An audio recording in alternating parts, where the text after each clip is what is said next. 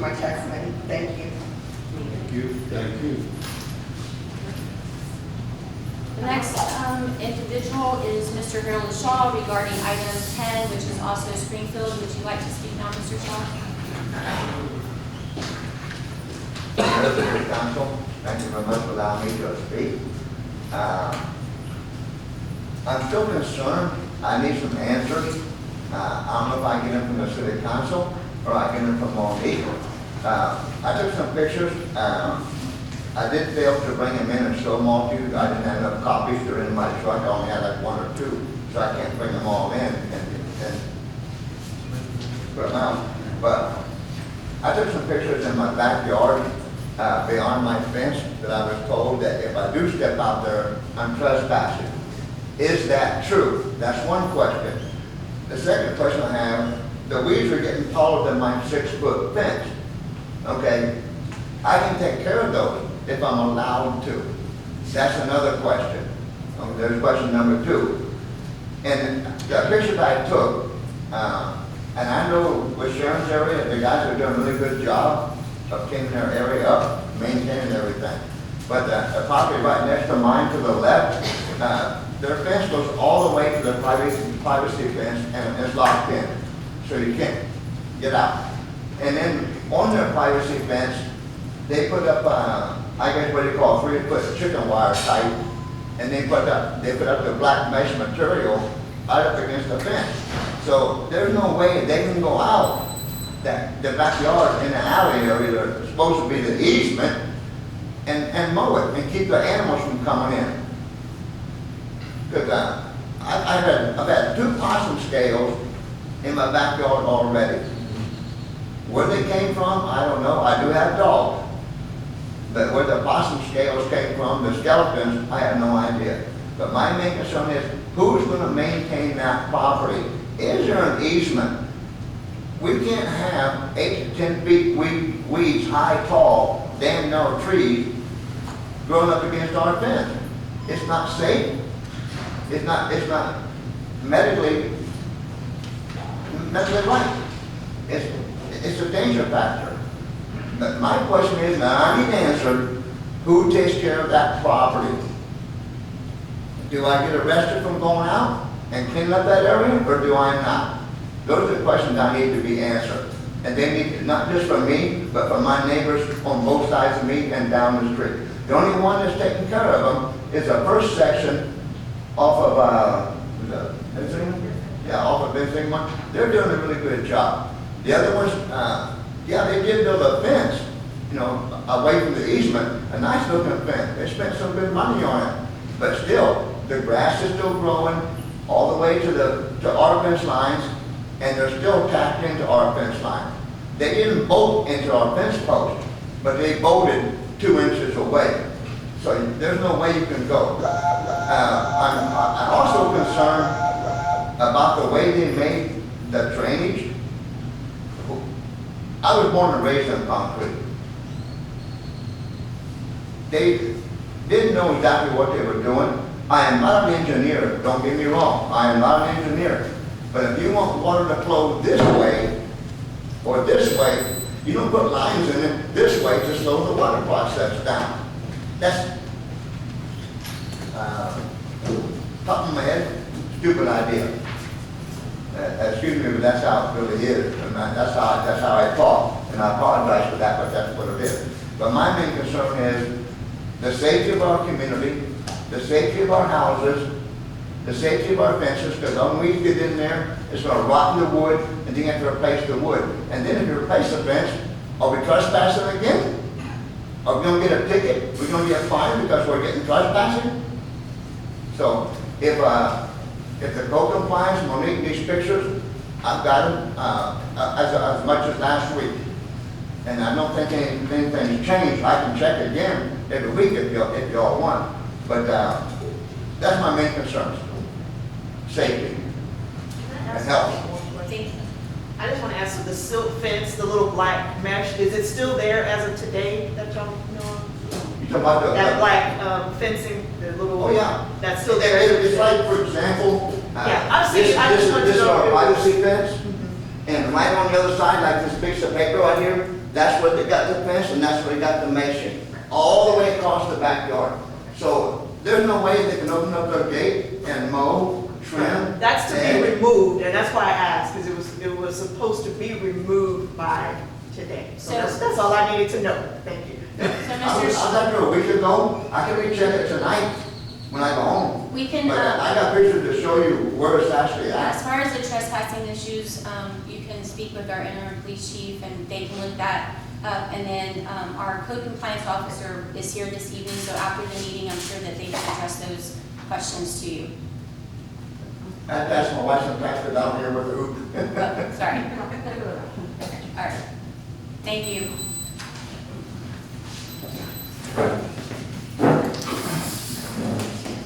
All right, Ms. McMillan is signed up to speak again. Our ordinance says that you do it all in the first 3 minutes, but if anybody wants to make a motion for her to be allowed to speak, so do it. I'll make a motion. All right. We have a motion by Councilmember Martin, seconded by Councilmember Hernandez to allow Ms. McMillan to speak. Will our city secretary please follow? Councilmember Martin, Yes. Mayor Pro Tem Grant, Yes. Councilmember Salazar, Yes. Councilmember Greider, Yes.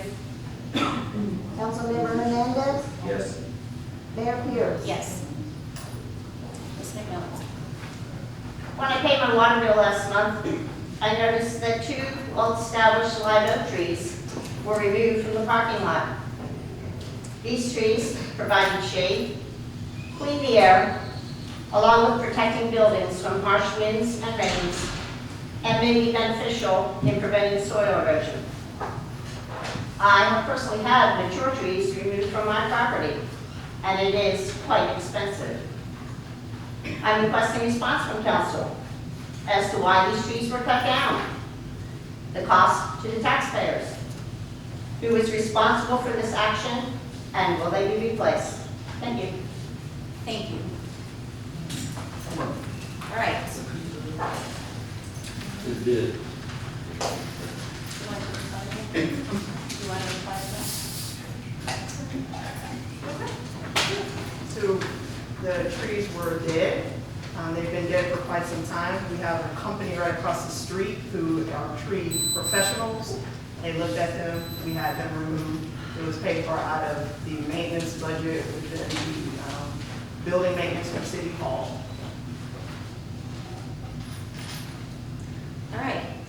We will move to item 6, consideration of an action on the regular meeting minutes of March 25th, 2021. I will entertain a motion. Make the motion to accept the minutes. I second. We have a motion by Councilmember Grant, seconded by Councilmember Martin to accept the regular meeting minutes of March 25th, 2021. Is there any discussion? Will our city secretary, oh no, actually, all in favor, please raise your right hand. Just call me right here now. Okay, thank you. All right, we will move to item 7A, employee of the quarter. I will turn this over to our interim police chief. Pardon.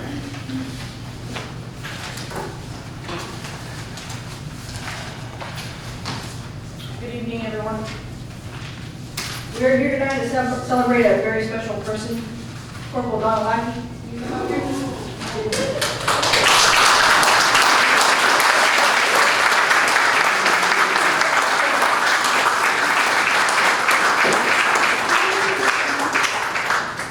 Who was your brother? Corporal Lackey, who has been with our agency for 15 years, he has evolved over the last 2 years to be a leader that can be counted on, not only by his recruits, but also by me and the administration staff. Corporal Lackey would be easily described as a steadfast, a dedicated, and committed employee. He has an overall attitude and demeanor that has embraced the practices of devoting themselves to the lifestyle of a law enforcement leader while taking faith in the outcome. What is the definition of a great leader? Learn, empower, adapt, delegate, engage, reflect, and importantly, to serve. Great leaders don't tell people what to do, but instead take them to where they need to be. Corporal Lackey has no agenda to create a group of followers, but instead understands that success means we all have to work collectively.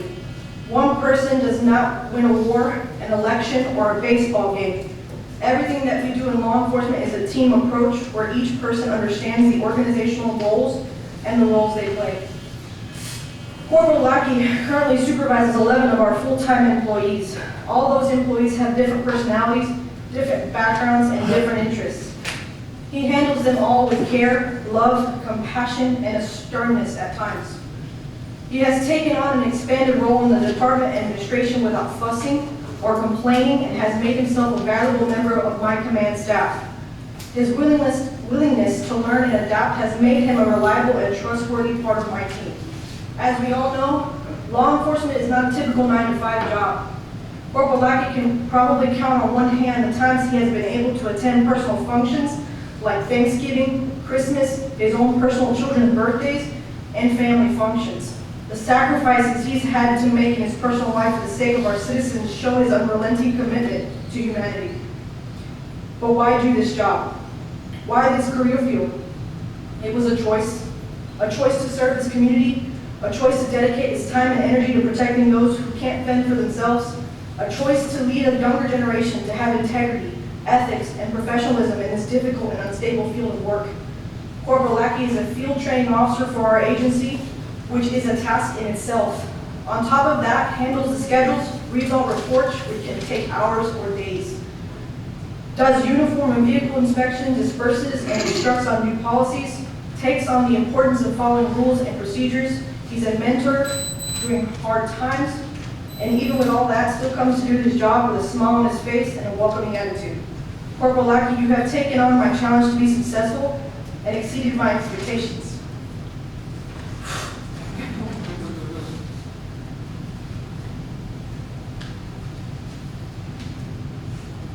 Doing good, Chief.